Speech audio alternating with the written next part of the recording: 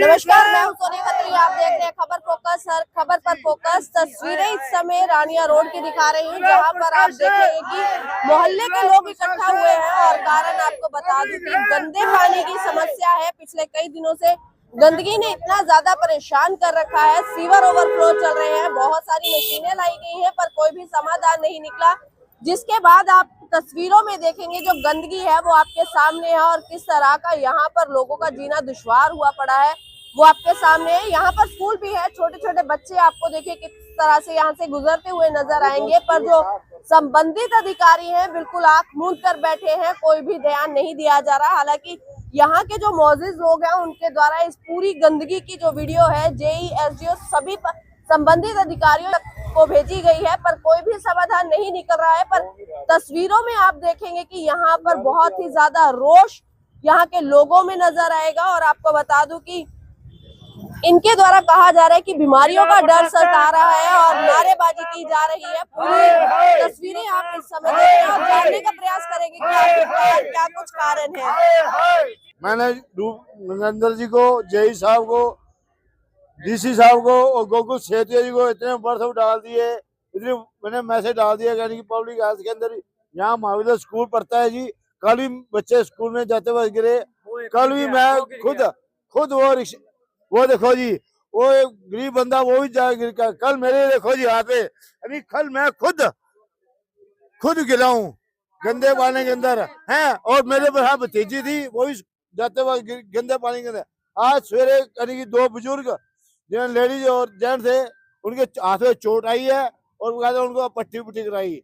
इसके अंदर हमने जेई साहब को कल का फोन कर रहे हैं, परसों का, कहता है आ रहे हैं, कोई सुनाई नहीं हो रही। इस मोहल्ले को तो उन्होंने लवारी समझ लिया, जो वोट लेने के समय तो आ जाते हैं जी, और उसके बाद आज खड़े। मैंने 10 फोन कर दिए नूप जी को, एसडी साहब को, सेते साहब को और जेई साहब को। पूरा मोहल्ला मेरे साथ खड़ा है, कहता भाई साहब आओ कराओ, बोलो जी क्या करे। इसके अंदर गंदगी के अंदर रहने का मजबूर हो गए हम। ये कम से कम 1 महीना होगा जी, जब से ये कांवड़ यात्रा शुरू होने से 1 महीना पहले की आ रही है। और पूरा मोहल्ला के जो 4 शिविर है, चारों के चारों बंद है, जो लोग मार रहे हैं, बच्चे बीमार है, महामारी फैल रही है। इतना हो तो सफाई कर्मचारी छुट्टी पे है, पर बट उसके बाद ये गंदे पानी की समस्या के हम जुड़ रहे हैं। जी नमस्कार जी, मेरा नाम दीपक चौहान। ये पिछले 40-45 दिनों से लगातार सेवर ब्लॉक हो रहे हैं। इनके पास सभी मशीनरी है पर यूज नहीं कर रहे हैं। वो सोचता गोपाल कंडा करेगा और एक सोचता गोकुल सेतिया करेगा, पर ये अपनी पॉलिटिक्स के कारण हमारे मोहल्ले को कोई ध्यान नहीं दे रहा। वो सोचता है इसको जिताया है तो हम क्यों करें, जो जीता है उसकी पार्टी नहीं है और सारी जनता बीमार होती जा रही है। इन बच्चों का और जो भी लोग हैं बीमार हैं, इनका कोई भी जिम्मेदारी नहीं ले रहा। सीएमओ भी बैठा होगा ये हॉस्पिटल में, एक दिन आके कोई नहीं देखता इनके हालात किस हालात में जी रहे हैं। नायब से नहीं हाय बैम उसका निकलने वाला, उसको एक बार सामने आके देख के उसका बैम यहीं पे निकलेगा। आपके तू मैं कह रहा हूँ वो यहाँ पे आके देखे उसका बैम ना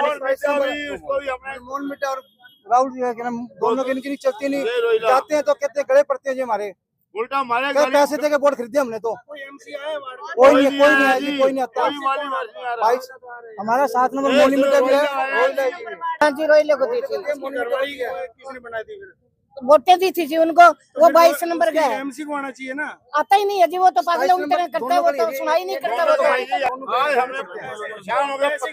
भाइयों का सहारा लिया है। पैसे मोनी मीटर कहते पानी के लिए गए थे, जब उन्होंने बोला था क्या बोले कि हमने तो पैसे देके वोट खरीदे हैं। तो अब ये गंदगी में रहोगे, गंदगी में रहने का मजबूर है। जो बीजेपी का सदस्य ना उसको दिखाओ, गरीब आदमी के साथ देखें। एक बात आपको स्पष्ट कर देना चाहता हूँ मैं कि कम से कम भी 1.5 महीना हो चुका है सीवर जाम होए हुए। ठीक है जी, सुबह जैसे हम आते हैं दुकानें खोलते हैं, ग्राहक कोई आता नहीं है, शाम को वैसे चले जाते हैं। सारी की सारी मार्केट के ये हाल हुए पड़े हैं। छोटे बच्चे बेचारे स्कूल से आते हैं तो गिरते हैं यहाँ पानी में, सुबह जाते हैं तो आते हैं तो गिरते हैं।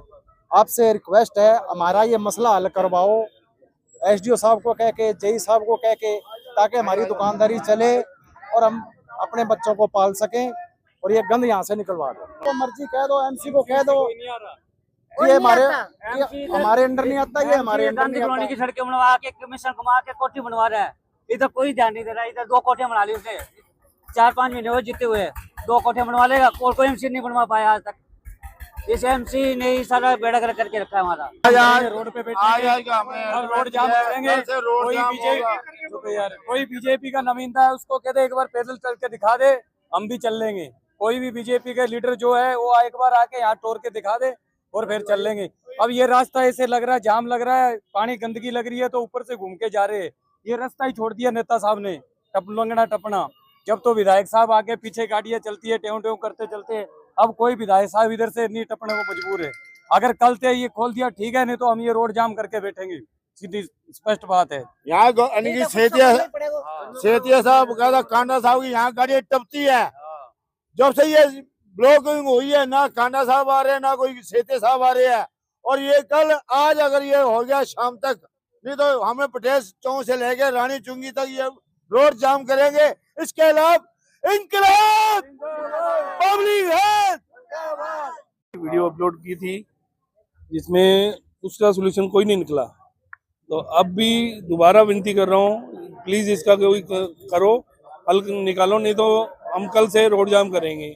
और यही हमारा पीने में भी पानी यही आ रहा है, इतना बुरा हाल हो रहा है हमारा। बहुत ज्यादा असर होगा ये, बिल्कुल दुकानदारी हमारी ठप हो रही है, कोई आ नहीं रहा, कोई कुछ नहीं, बिल्कुल भी।